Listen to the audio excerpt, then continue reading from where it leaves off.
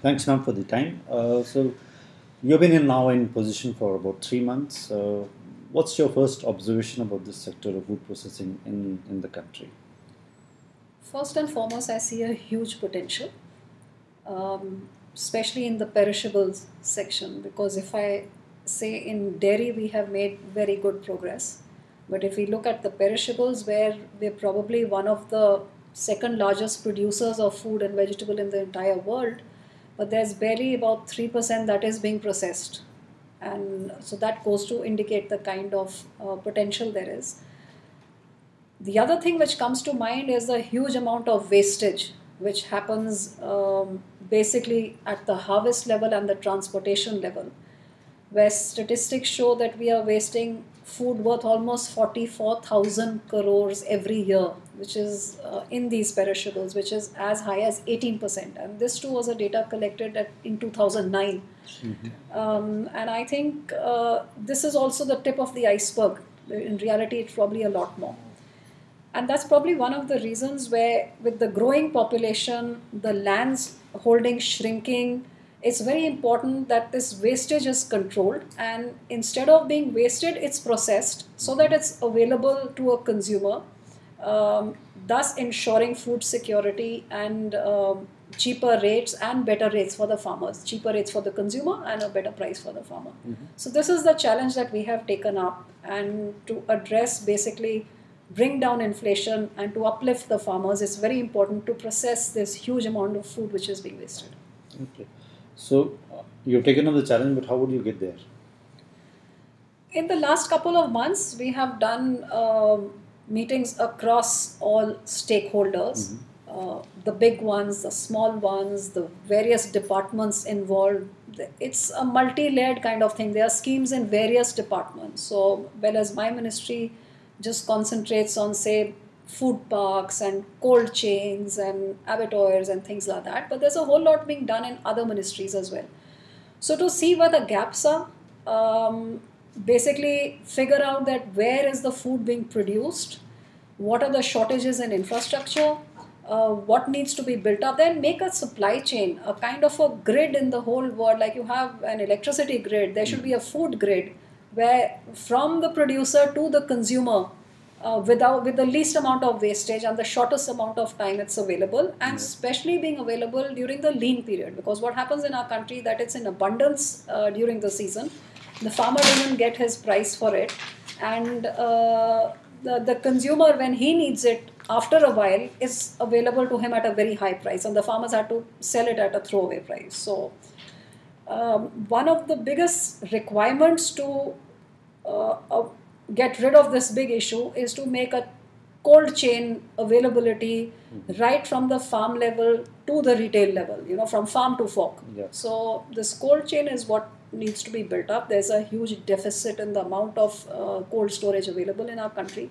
Almost to the tune of 29 million tons is what is required, and that's what needs to be pushed up.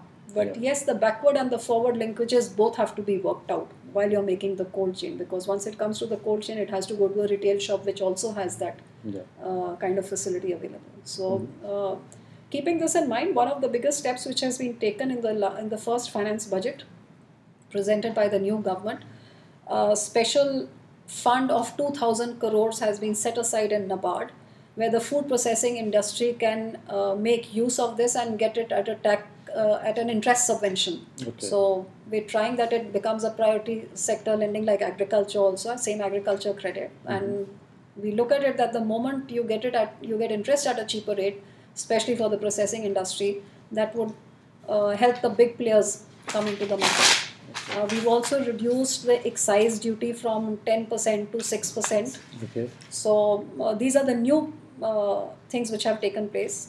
And like I said, talking to the stakeholders, we found out what is the reason that it's not progressing. So there were some issues regarding approvals and some other issues. So we're working on all those. But these are the two big ticket things which have happened, is to reduce. As you know, FDI is already through the automatic route. It's 100% FDI. There are a lot of other tax incentives which are already available, which are up on the website. Yeah. If you set up a new processing plant, you get incentive for 5 years. You don't have to pay any income tax. So a lot of things like that. Okay. I mean, you talked of linkages and infrastructure. So that clearly means that there is work not just for the Ministry of Food Processing, but other ministries as well. For instance, roads, the connectivity from the villages to, the urban centers where the markets are still very poor. And airport cargo in India perhaps doesn't really exist domestic.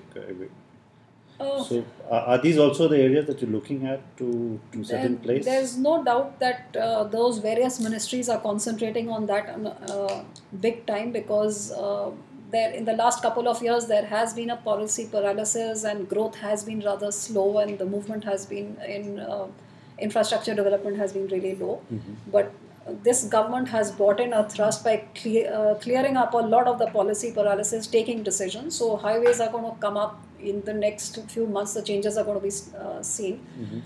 No doubt connectivity, there's always scope for improvement, but there are a lot of states which are very well connected already.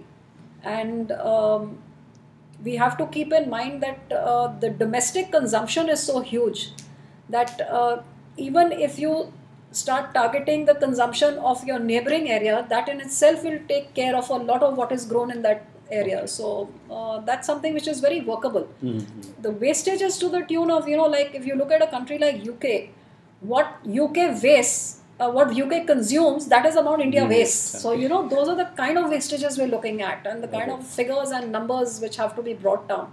So bringing in latest technology on food processing to encourage that is one of the reasons why this has been done.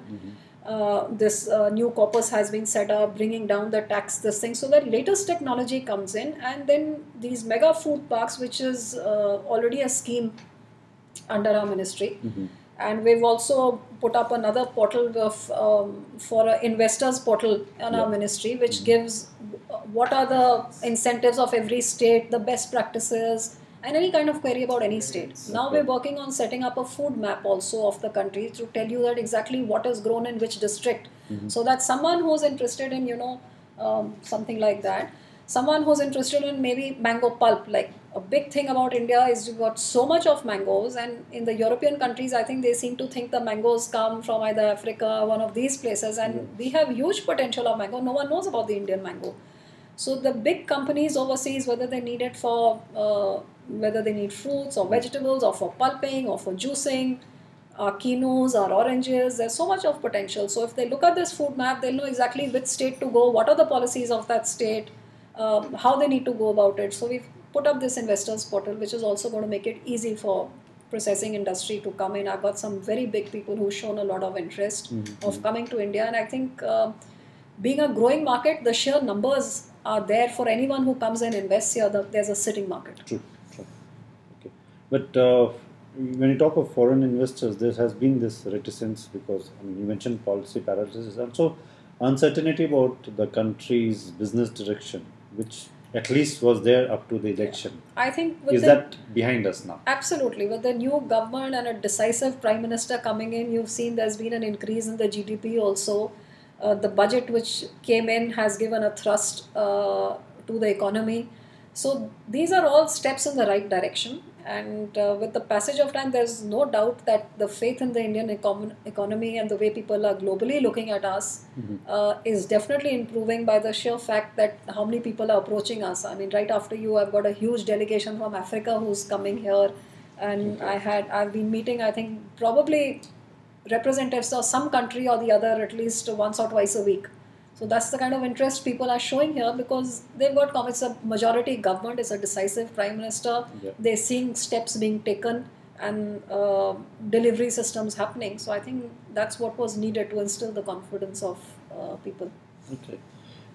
Coming to SIAL, which is the reason why we're meeting today, what does an international show like SIAL mean to India? What are your expectations from this show?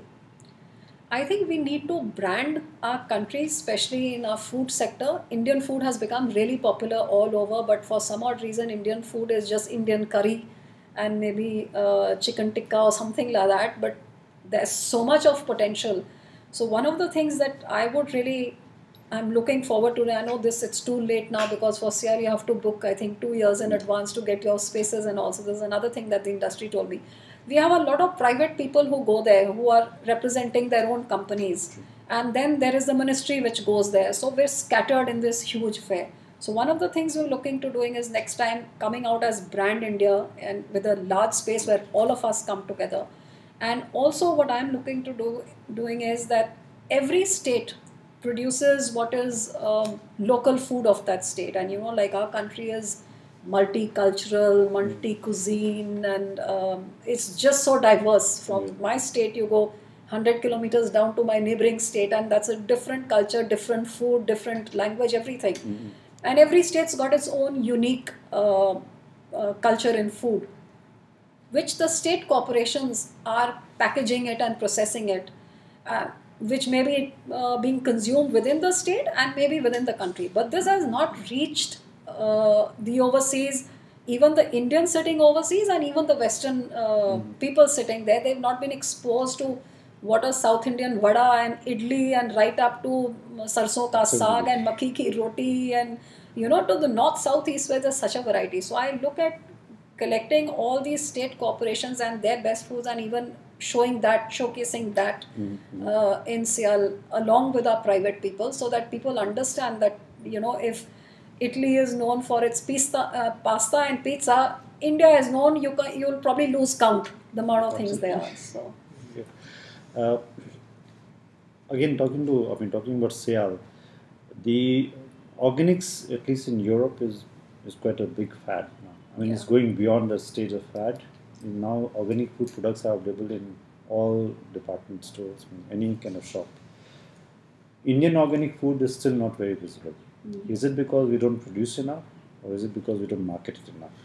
I think marketed, because Northeast, a lot of, besides the potential, I think the food grown there is already organic. And there's a huge amount of exotic fruits and vegetables which are grown in the Northeast. But that's where the marketing is lacking. As far as the other rest of India is concerned, there are pockets which are doing organic farming already.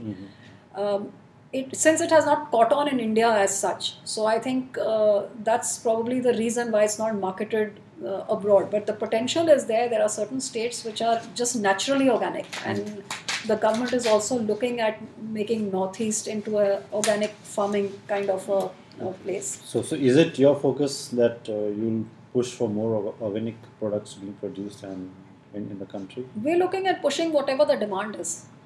Because with the kind of seasons that we have in India and the kind of geographical locations that we have, I don't think there's anything which can't grow here. I'm not even going to get into that 8,000 kilometers of coastal this thing where we can provide the marine requirements. I just had the governor of Andaman and Nicobar telling me that those little islands of Andaman and Nicobar can probably feed 30% of the marine consumption of our country, just that little space. Wow. And he's telling another interesting thing. He says there's a saying in Andaman and Nicobar that the fish die of old age there because no one catches it. So there's that kind of, that kind of diversity of, if we go into a eastern country where there's passion fruit and peach and plum and all these things growing, and there's marine which is so available, and everything from coconuts to mangoes to you name it, all grows here. So the potential is vast. No doubt we've not been able to market it. The organic thing has not taken off the way that it should, because there's still potential in the other sector. But we are already producing quite a bit. I think about 135 products already organically, which are being marketed also. But the potential, like I said, there's only 2 to 3% in the perishables which is being done, which is being processed. So there is that huge a potential. Okay. And Europe has been hit by a number of food safety related scandals. What is India's record in that? I mean, not considered the European market, but in the Indian market, and what's your focus on improving food safety standards of the country? We have an authority, Food Safety and Standard Authority of India, which is an autonomous body. It doesn't come under my ministry, it comes under the Ministry of Health. I think they are doing quite a stringent job of controlling the food safety and standards of India. And So far, as far as I know, there have been no major issues which have not been able to be handled. Of course, some cases of pesticide or something, and some of which are always, unfortunately, I think our standards have not been unified with the Codex standard, but I think that is what FSSAI is probably working towards achieving.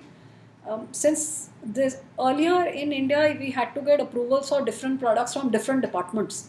So it was all brought under one umbrella, and that was something which was quite recent. So it was in the nascent stage and having its teething problems and all. But I think they have got the whole thing together now, and things have become a lot smoother. There are still a few hiccups that the industry is facing getting clearances and all, which is what I am working with the health ministry. Our interministerial issues are also being sorted out.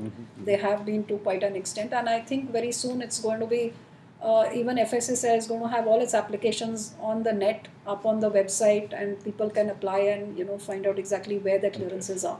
Okay, fair enough. Thank you very much. Thank you.